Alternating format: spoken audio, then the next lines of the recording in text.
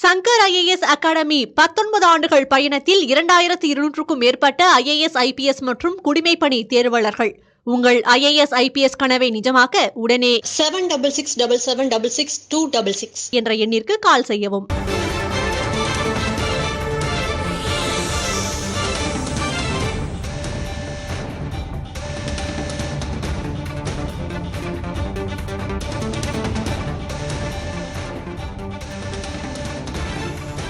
மக்களவைத் தேர்தல் குறித்து திமுக தொடர் ஆலோசனை நடத்தி வருகிறது.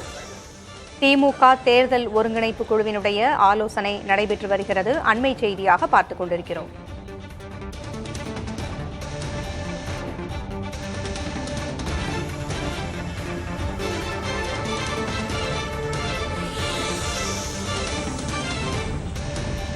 கடந்த 24ஆம் தேதி முதல் திமுகவினுடைய தேர்தல் ஒருங்கிணைப்பு குழு ஆலோசனை நடந்து வருகிறது. இந்நிலையில் சென்னை அண்ணா அறிவாலயத்தில் திமுக தேர்தல் ஒருங்கிணைப்பு குழு ஆலோசனை கூட்டம் நடைபெற்று வருகிறது. விவரங்களை வழங்க செய்தியாளர் ரமேஷ் இணைந்திருக்கிறார்.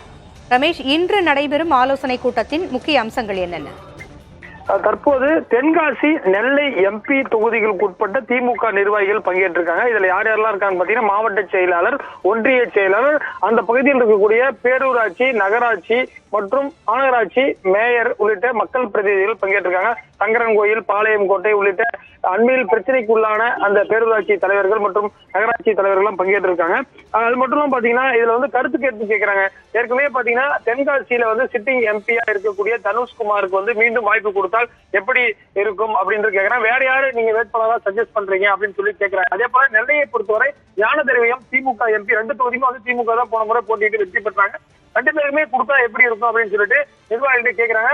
அது மட்டும் இல்லாம உட்கட்சி வேலைகளை சரியாக செய்யாமல் இருக்கக்கூடிய நிர்வாகிகளிடம் ஏற்கனவே புகார் வந்திருந்தால் அந்த புகாரின் அடிப்படையில் விசாரணை நடைபெறுகிறது. தொடர்ச்சியாக பாத்தீங்கன்னா ஒரு 4வது நாளாக நேற்று வரை பாத்தீங்கன்னா 10 தொகுதிகள், இன்றைக்கு காலையில் 2 தொகுதிகள், 14 MP தொகுதிகளுக்கான கலந்துரையாடல் கூட்டம் நிறைவடைந்திருக்கு. உதயநிதி ஸ்டாலின் பல்வேறு இடங்கள்ல மைக் எடுத்து பேசுறதையும் நம்மளால பார்க்க முடிகிறது. அது தொடர்ச்சியாக இந்த குறிப்பாக பாத்தீங்கன்னா நெல்லையை பொறுத்தவரை காங்கிரஸ் கட்சி கேட்பதாக சொல்லப்படுகிறது. அப்படி கூட்டணி கட்சிகள் கொடுத்தால் எந்த அளவுக்கு வெற்றி வாய்ப்பு இருக்கும் என்பது போன்ற நிர்வாகிகள் கேட்கிறாங்க. இந்த நிர்வாகி வரக்கூடிய 5ஆம் தேதி வரை 40 தொகுதிகளுக்குமான கலந்தாய்வு நடைபெற இருக்கின்றது. உங்களுடைய நன்றி ரமேஷ். கூடுதல் தகவல்களுக்கு மீண்டும் தொடர்பு கொள்கிறோம்.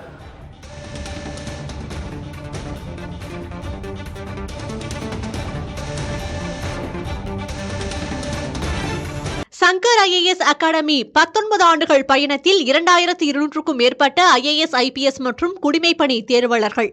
உங்கள் IAS IPS கனவை நிஜமாக்க உடனே 7677766266 என்ற எண்ணிற்கு கால் செய்யவும்.